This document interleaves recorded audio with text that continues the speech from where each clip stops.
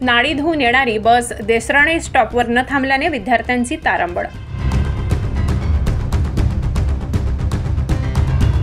कळवण तालुक्यातील पश्चिम पट्ट्यातील बऱ्याच गावांमध्ये विद्यार्थ्यांसाठी शाळेच्या वेळेत जादा बसेस सुरू करण्याची मागणी वंचित बहुजन आघाडीचे उपजिल्हाध्यक्ष जगदीश खरे यांनी निवेदनाद्वारे केली असून या आशयाचे निवेदन कळवण आगार व्यवस्थापनाला दिले आहे। तालुक्यातील पश्चिम पट्ट्यातील नाडीत इंशी, देसराणे पाडा व देसराणे या खेडेगावातून शाळेत जाणाऱ्या विद्यार्थ्यांना जयदरवरून येणाऱ्या बसमध्ये जागा भेटत नसल्यामुळे विद्यार्थ्यांची खूप मोठी गैरसोय होते।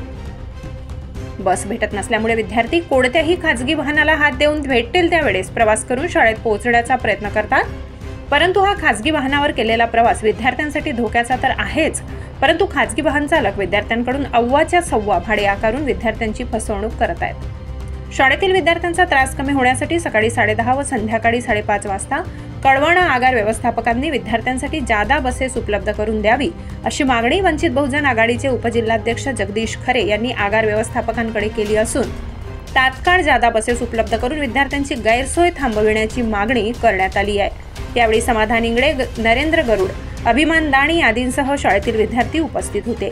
दरम्यान कळवण राप आगार व्यवस्थापक बेलदार, सहाय्यक व्यवस्थापक लव्हारे व वाहतूक नियंत्रण मोतीराम पवार यांनी अतिशय सहकार्याची भावना दाखवून लवकरात लवकर विद्यार्थ्यांसाठी बस सेवा सुरू करण्याचे आश्वासन दिले।